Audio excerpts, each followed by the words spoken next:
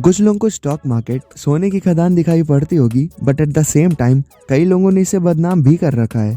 पर ये सब तो कहने वाली बातें हैं और असल सच्चाई तो आपको भी पता होगी कि लाइफ लॉन्ग वेल्थ क्रिएट करने के लिए stock market one of the best options है। पर प्रॉब्लम यहाँ पे आती है कि स्टॉक मार्केट के बारे में ज़्यादातर लोगों को पता ही नहीं है और 90% लोग जिन्हें स्टॉक मार्केट के बारे में पता है वो लोगों को गलत इन्फॉर्मेशन देते हैं एंड अपने बेनिफिट के लिए मैनिपुलेट करते हैं। But that's not the point two worry about, because इस चैनल के थ्रू मेरा गोल यही है कि जो लोग स्टॉक मार्केट के बारे में जानना चाहते हैं मैं उन्हें बिना किसी मसाले के एक्यूरेट इन्फॉर्मेशन दे पाऊँ। सो अगर आप भी स्टॉक मार्केट के बारे में एज अ बिगनर सारी बातें जानना चाहते हैं सो आई एम गारंटिंग यू कि ये वीडियो देखने के बाद स्टॉक मार्केट से रिलेटेड आपके सारे डाउट्स क्लियर हो जाएंगे। सो इस वीडियो में हम इन कुछ पॉइंट्स के बारे में बात करेंगे कि क्या स्टॉक मार्केट रिस्की होता है, स्टॉक मार्केट में आपको कितना पैसा इन्वेस्ट करना चाहिए एंड आप कितना रिटर्न एक्सपेक्ट कर सकते हो, क्या स्टॉक मार्केट जुआ है, इसमें इन्वेस्ट करने के लिए कोई डिग्री चाहिए या फिर नहीं, और फिर हम ये भी डिस्कस करेंगे कि आखिर स्टॉक प्राइसेस रेगुलर ऊपर और नीचे क्यों होते रहते हैं। And at the last will discuss कि आखिर आपको स्टॉक मार्केट में इन्वेस्ट करना ही क्यों चाहिए। सो इन सब सवाल के जवाब को जानने के लिए वीडियो को लास्ट तक देखिए बिना स्किप किए। So hey guys, welcome back to the channel and without any further delay let's start the video. तो सबसे पहला सवाल जो हर किसी बिगनर के मन में उठता है कि क्या स्टॉक मार्केट रिस्की है। तो इसके लिए आपको सबसे पहले ये समझना होगा कि इंडियन स्टॉक मार्केट में 4000 से भी ज़्यादा लिस्टेड कंपनीज हैं और इनमें से कई ज़्यादा कंपनीज अपने इन्वेस्टर्स को काफ़ी अच्छा रिटर्न देती हैं उनके इन्वेस्टमेंट में। But at the same time काफ़ी कंपनीज ऐसी भी हैं जिन्होंने अपने इन्वेस्टर्स का नुकसान भी करवाया है। ये बिल्कुल वैसा ही है जैसे आप एक नया बिजनेस स्टार्ट करते हो और आपको लगता है कि आप स्टार्टअप कल्चर में फाड़ दोगे। बट यहाँ पे दो चांसेस हैं, या तो आप सक्सेसफुल होगे और या तो आप पैसा डुबा दोगे। और अगर आपका पैसा डूबता है तो वो पैसा आपको वापस नहीं मिलेगा। बिल्कुल इसी तरह स्टॉक मार्केट में भी अगर आपने जिस कंपनी में पैसे इन्वेस्ट किए हुए हैं अगर वो कंपनी बैड परफॉर्म करती है तो आपको लॉस होगा। पर यहाँ पे मज़ेदार बात ये है कि आपका लॉस तभी तक होगा जब तक आप बिना सोचे समझे इन्वेस्ट करोगे। एंड अगर आप अच्छे से कंपनी के फंडामेंटल एनालिसिस करके इन्वेस्ट करते हो तो आपका लॉस होने का चांस काफ़ी ज़्यादा कम हो जाता है। And the next question is कि अगर आप स्टॉक मार्केट में बिगनर है तो आपको कितने रुपए से स्टार्ट करना चाहिए। सो एज अ बिगनर आप मंथली SIP 1000 रुपये की कर सकते हैं। एंड अगर आपको ये जानना है कि सिर्फ 1000 रुपये की मंथली SIP करके आप लाइफ लॉन्ग वेल्थ कैसे क्रिएट कर सकते हैं तो आई बटन में क्लिक करके ये वीडियो ज़रूर देखें जिसमें मैंने डिटेल में कॉन्सेप्ट क्लियर किया है मैजिक ऑफ SIP का। सो अगर आपने SIP स्टार्ट कर दी है तो अब आपका अगला क्वेश्चन ये होगा कि आपको स्टॉक मार्केट से कितना रिटर्न मिलेगा, आई मीन आप कितना रिटर्न एक्सपेक्ट कर सकते हैं। तो मैं आपको सपने नहीं दिखाऊंगा कि 25 दिन या 1 साल में आपका पैसा डबल हो जाएगा। बट अगर रियलिटी की बात करें तो अगर आप निफ्टी 50 इंडेक्स फंड में भी पैसे इन्वेस्ट करते हैं तो भी आपको yearly on an average 14 to 15% का एनुअल कंपाउंड इंटरेस्ट मिलेगा ही मिलेगा। एंड अगर आप अपने नॉलेज एंड स्किल को बढ़ा करके डायरेक्ट स्टॉक पिकिंग करते हो तो आप ऑन एन एवरेज 18 to 19% का एनुअल कंपाउंड इंटरेस्ट आराम से ले सकते हो। बिकॉज आज के डेट पे ऐसे काफ़ी ज़्यादा एग्जांपल अवेलेबल हैं जहाँ पे इन्वेस्टर्स ने अपने स्किल के बेस पे काफ़ी ज़्यादा लो इकोनॉमी कंट्रीज़ में भी इन्वेस्ट करके 20% से ज़्यादा का कंपाउंड इंटरेस्ट लिया है। फॉर एग्जांपल जिम साइमंस ने मोर देन 66% का कंपाउंड इंटरेस्ट कई सालों तक लिया था एंड पीटर थिल ने तो मोर देन 97% का compound interest for more than 5 years तक लिया था, all because of his knowledge. तो अब इतना कुछ जानने के बाद आपका भी मन जल्दी से जल्दी इन्वेस्टिंग स्टार्ट करने का कर रहा होगा। तो स्टॉक मार्केट में पैसे इन्वेस्ट करने के लिए आपको एक डीमेट अकाउंट चाहिए होगा जहां पे आप अपने शेयर्स स्टोर करके रख सकते हैं। एंड अपना डीमेट अकाउंट ओपन करवाने के लिए आपको बस Aadhaar card, PAN card and एक और ID प्रूफ चाहिए होगा and then you are ready for the investing. पर एक बात का ध्यान रखना, डीमेट अकाउंट ओपन कराने के लिए आपको एक स्टॉक ब्रोकर की ज़रूरत होगी एंड इसके लिए आप हमेशा डिस्काउंट ब्रोकर को ही चूज़ करना। एंड अगर आपको डिटेल में जानना है कि कैसे आप as a beginner stock market में इन्वेस्टिंग स्टार्ट कर सकते हैं तो ऊपर आई बटन में क्लिक करके ये वीडियो ज़रूर देखना, पर पहले ये वीडियो देख लो। So the next question is कि क्या स्टॉक मार्केट जुआ है, is it a casino. And ये एक ऐसा क्वेश्चन है जिसके बारे में मोस्ट ऑफ द बिगनर्स पूछते ही हैं। एंड ये बात समझ में भी आती है क्योंकि Bollywood and other most of the places में स्टॉक मार्केट को ऐसे रिप्रेजेंट ही किया जाता है कि कोई भी इसमें इन्वेस्ट करने से पहले 100 बार सोचेगा। But the reality is far away from this. And अगर आप स्टॉक मार्केट में इन्वेस्ट इसलिए करना चाहते हो क्योंकि आपके किसी रिलेटिव या फिर दोस्त ने बोला है कि भाई इसमें बहुत पैसा है, तू दिन के 30 से 40 हज़ार आराम से कमाएगा, तो आप खुद ही सोचो कि एक दिन में थोड़ा सा इन्वेस्ट करके 30 से 40 हज़ार तो जुए में ही कमाया जा सकता है। पर ये स्टॉक मार्केट की सच्चाई नहीं है। यहाँ आप एक दिन में करोड़पति नहीं बनते, पर हाँ एक दिन ज़रूर बनते हो। एंड अगर आप इसे कसिनो समझ के ही एंट्री लेना चाहते हो तो आप एंट्री मत लो, क्योंकि अगर आप इसे कसिनो समझोगे तो आपकी एक्सपेक्टेशन पूरी नहीं हो पाएंगी। एंड बॉलीवुड मूवीज़ वगैरह में जैसा स्टॉक मार्केट को एज अ इविल रिप्रेजेंट किया गया है, ऐसा है नहीं। बिकॉज इन रियल लाइफ आप सिर्फ एक ही स्टॉक में इन्वेस्ट नहीं करते हो, आप बास्केट ऑफ स्टॉक में इन्वेस्ट करते हो। मतलब अगर एक कंपनी का स्टॉक अच्छा परफॉर्म नहीं भी कर रहा है तो बाकी स्टॉक उसे बैलेंस कर देंगे, एंड इससे आपके स्टॉक मार्केट में पैसे डूबने का रिस्क काफ़ी ज़्यादा कम हो जाता है। एंड एक और बड़ा पॉपुलर क्वेश्चन है कि क्या हमें स्टॉक मार्केट में इन्वेस्ट करने के लिए किसी डिग्री या फिर स्पेशल एजुकेशन की ज़रूरत होती है? तो इसका सीधा और स्वीट सा आंसर है एन और नो। एंड इस चीज़ को काफ़ी डिटेल में समझने के लिए ये एग्जाम्पल देखिए। तो हुआ कुछ ऐसा कि इसी डाउट को क्लियर करने के लिए कुछ साल पहले अमेरिका में एक एक्सपेरिमेंट कंडक्ट किया गया। तो इस एक्सपेरिमेंट में 5 हाईली एजुकेटेड चार्टर्ड अकाउंटेंट की एक टीम बनाई गई और इनसे बोला गया कि आप 5 टॉप परफॉर्मिंग स्टॉक्स चुनिए जो आने वाले 5 सालों के लिए बेस्ट हों। और इन चार्टर्ड अकाउंटेंट की टीम के अपोजिट में 5 बच्चों की एक टीम बनाई गई और उनको भी सेम टास्क दिया गया। और 5 साल के बाद जब इस एक्सपेरिमेंट का रिजल्ट आया तो सब के सब हैरान हो गए, क्योंकि बच्चों के चुने हुए स्टॉक्स ने हाईली एजुकेटेड चार्टर्ड अकाउंटेंट के चुने हुए स्टॉक्स को आउट परफॉर्म किया। तो क्वेश्चन ये था कि ऐसा हुआ क्यों? बच्चों ने कहाँ कोई एजुकेशन अच्छे से ली थी, बस बेसिक मैथ पढ़ी थी और थोड़ी और एजुकेशन। तो इन बच्चों को जो कंपनीज अच्छी लगती थी, इन्होंने उन्हीं कंपनीज के स्टॉक्स चुने, लाइक कैडबरी, कोक एक्सेट्रा। और ये कंपनीज क्योंकि अपने कस्टमर्स यानी कि बच्चों को सेटिस्फाई कर पा रही थी तो इन्हें ग्रो करना ही था, एंड होता भी ऐसा ही है। तो वहीं दूसरी ओर चार्टर्ड अकाउंटेंट्स ने कंपनीज की बैलेंस शीट्स पढ़ी और भी फलानी माँ का बहुत ज़्यादा डिटेल रिसर्च की, पर वो इस ज़मीनी हकीकत को नहीं समझ पाए कि जो कंपनी अपने कस्टमर को सेटिस्फाई करेगी वही कंपनीज ग्रो करेगी। एंड इसी चीज़ को सपोर्ट करते हुए वॉरेन बफेट भी कहते हैं कि if calculus and algebra would be required for investing, I would have to go back delivering newspapers. मतलब अगर स्टॉक मार्केट में इन्वेस्ट करने के लिए अलजेब्रा एंड कैलकुलस जैसे मुश्किल कॉन्सेप्ट लगे होते हैं तो मैं वापस ही न्यूज़पेपर ही डिलीवर कर रहा होता। तो अब आपका ये डाउट तो क्लियर हो ही गया होगा कि स्टॉक मार्केट में इन्वेस्ट करने के लिए आपको किसी स्पेशल डिग्री या एजुकेशन की ज़रूरत नहीं है, क्योंकि ये मार्केट सबका है boss.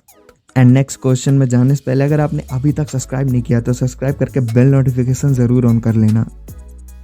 So the next question है कि आखिर शेयर प्राइसेस ऊपर और नीचे क्यों होते रहते हैं? तो यार देखो, इसका रीज़न काफ़ी सिंपल है। किसी भी कंपनी का स्टॉक प्राइस 2 रीज़न से ही डाउन होता है। फर्स्ट वन इज़ कि या तो वो कंपनी काफ़ी गंदा परफॉर्म कर रही है या फिर उसके ऊपर काफ़ी ज़्यादा लोन है, और दूसरा रीज़न है कि या तो उस कंपनी की इन्वेस्टर कंपनी छोड़ के भाग गए हैं, और या फिर वो कंपनी किसी बहुत ही गलत एक्टिविटी में इन्वॉल्व है। और इसके जैसे ही 2 रीज़न है कंपनी के स्टॉक प्राइस के ऊपर जाने के। फर्स्ट वन इज़ कि वो कंपनी काफ़ी अच्छा परफॉर्म कर रही है या फिर उसे लेके काफ़ी हाइप बनी हुई है। पर यहाँ पे जानने वाली बात ये है कि इन सब रीज़न के अलावा प्राइस का ऊपर और नीचे जाने का एक और सबसे बड़ा रीज़न है बुल एंड बियर मार्केट। ऐसा कई बार देखा गया है कि चाहे कंपनीज कितना भी गंदा परफॉर्म क्यों ना कर रही हो, पर अगर बुल रन चल रहा है तो उस कंपनी के स्टॉक प्राइस भी ऊपर चले ही जाते हैं।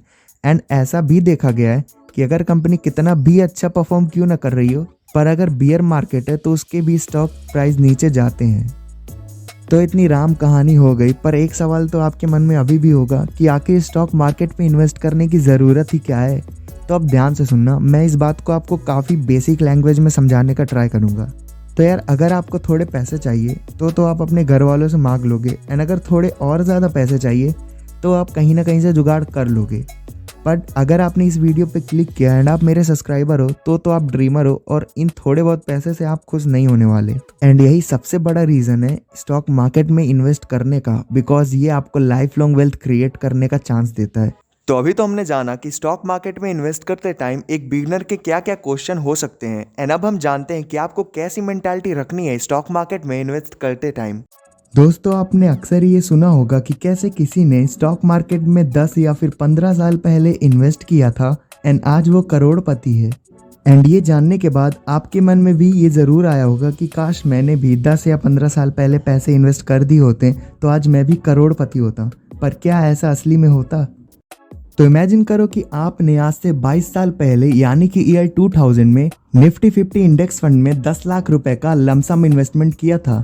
तो आपको क्या लगता है अब आज 22 साल बाद आपका वो इन्वेस्टेड अमाउंट ग्रो हो करके कितना ज़्यादा हो गया होता? तो इसका आंसर है 0 रुपए।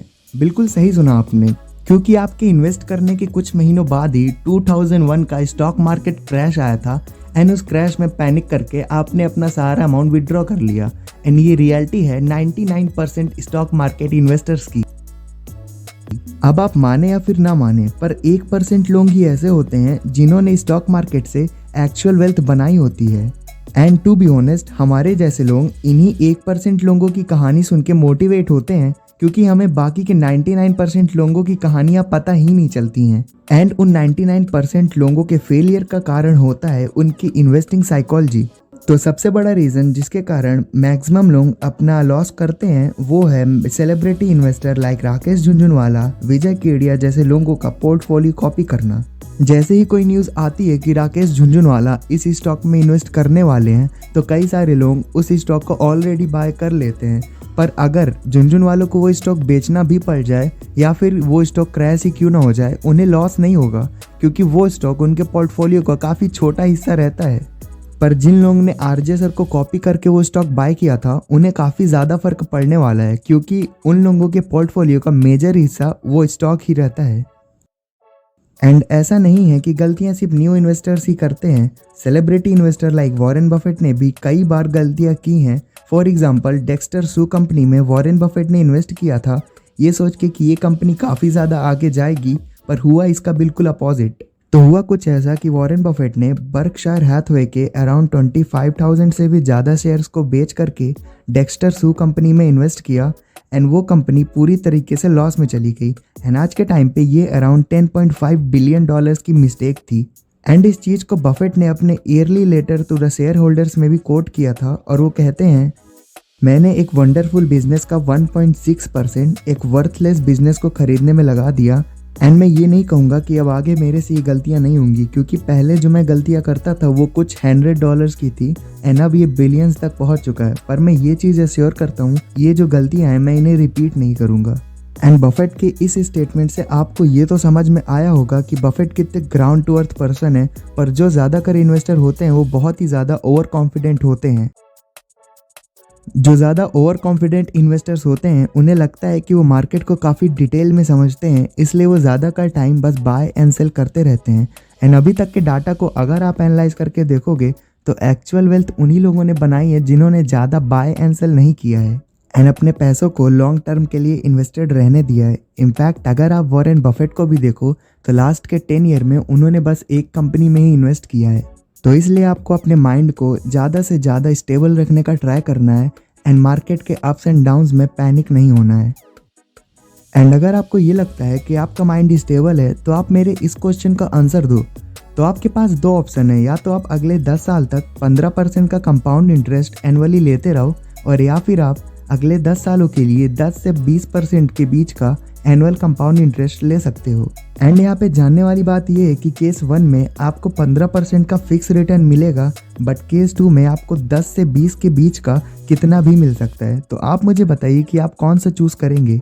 मुझे आपका तो नहीं पता, पर ज़्यादातर लोग सेकेंड ऑप्शन को ही चूज करेंगे, क्योंकि उसमें सस्पेंस है कि आपको 10 से 20 के बीच में कितना मिलेगा। एंड फर्स्ट वाले ऑप्शन में क्योंकि 15% पहले से ही फिक्स है तो उसमें उतना थ्रिल नहीं है। एंड इसीलिए इंडिया में इंडेक्स फंड से ज़्यादा म्यूचुअल फंड्स फेमस हैं, ये जानते हुए भी कि आज तक की हिस्ट्री में इंडेक्स फंड को म्यूचुअल फंड बीट नहीं कर पाए हैं। एंड क्या आपको गूगल पे की सक्सेस का राज पता है? तो बात कुछ ऐसी है कि जी पे से पहले यूपीआई मार्केट में सिर्फ पेटीएम की मोनोपोली थी एंड पेटीएम यूपीआई ट्रांजैक्शन पे अपने यूजर्स को एक फिक्स रिवॉर्ड देता था। एंड इस पॉइंट को ध्यान रखना, फिक्स रिवॉर्ड। तो जब गूगल पे इंडिया मार्केट में एंट्री लेता है तो उसे काफ़ी ज़्यादा दिक्कतें आती हैं, क्योंकि वो अपने कंपटीशन पेटीएम को बीट नहीं कर पा रहा था। लेकिन फिर जीपे ने अपनी बुद्धि चलाई और उन्होंने स्टार्टिंग के डेज में ही काफ़ी ज़्यादा एग्रेसिव कैशबैक स्ट्रेटजीज अपनानी शुरू कर दी। स्टार्टिंग के डेज में जीपे ने कुछ लोगों को काफ़ी ज़्यादा कैशबैक देना स्टार्ट किया एंड अपने रेफरल प्रोग्राम्स को भी काफ़ी एग्रेसिव मोड पे सेट कर दिया। अब होता कुछ ऐसा था कि जिन लोगों को काफ़ी ज़्यादा कैशबैक मिल रहा था वो अपने दोस्तों को बता रहे थे एंड फिर उनके दोस्त अपने दोस्तों को, एंड इसने एक चेन रिएक्शन को ट्रिगर किया और जिसके कारण आज जीपे ने पेटीएम को बीट कर दिया। एंड यही सेम स्ट्रेटेजी यूट्यूब पे बैठे स्टॉक मार्केट गुरु भी यूज़ करते हैं। तो आपने यूट्यूब पे ऐसे काफ़ी सारे वीडियोस या चैनल्स देखे होंगे जो लगभग रोज ही 5 से 6 पेनी स्टॉक और मल्टी बैगर स्टॉक्स बता देते हैं, जबकि ये बात उनको भी पता होती है कि स्टॉक मार्केट ऐसे काम नहीं करता, पर फिर भी वो ऐसी वीडियोस बनाते हैं क्योंकि उन्हें भी पता है कि लोग कितने ज़्यादा इम्पेशेंट हैं एंड ज़्यादातर लोगों का स्टॉक मार्केट में इन्वेस्ट करने का यही मोटिव होता है कि वो कितनी जल्दी से जल्दी वेल्थ क्रिएट कर लें। एंड अपने इसी नेचर के कारण ज़्यादातर लोग ऐसे स्टॉक भी बाय कर लेते हैं जिनकी ना तो उन्हें ज़रूरत होती है और ना ही वो स्टॉक आगे अच्छा परफॉर्म करने वाला है, एंड अल्टीमेटली ये लोग अपना लॉस करवा लेते हैं। बफेट कहते हैं it is better to buy a wonderful company at a fair price than a fair company at a wonderful price. मतलब आपको हमेशा ट्राई करना है कि आपको एक वंडरफुल कंपनी एवरेज प्राइस पे मिले, ना कि एक एवरेज कंपनी वंडरफुल प्राइस पे, क्योंकि हर सस्ती चीज़ अच्छी नहीं होती। एंड उनके इस बिहेवियर का फ़ायदा ही डीमार्ट जैसे सुपर मार्ट उठाते हैं। एंड अगर आपको इस चीज़ के बारे में और डिटेल में वीडियो चाहिए तो आप कमेंट करके ज़रूर बताना। एंड आप में से ज़्यादातर लोग मेरे से पूछते हैं कि मैं कौन सा ऐप यूज़ करता हूँ इन्वेस्टिंग के लिए। तो यार वैसे तो काफ़ी ज़्यादा ऐप हैं, पर पर्सनली मुझे अपस्टॉक का यूज़र इंटरफेस ज़्यादा अच्छा लगता है। तो अगर आप भी अपस्टॉक यूज़ करना चाहते हैं तो डिस्क्रिप्शन बॉक्स में मैंने लिंक दे दी है। So guys that was all about the video. बाकी अगर वीडियो पसंद आई होगी तो चैनल को सब्सक्राइब करके बेल नोटिफिकेशन ऑन कर लेना। तो मिलते हैं अगली वीडियो में, तब तक के लिए जय हिंद।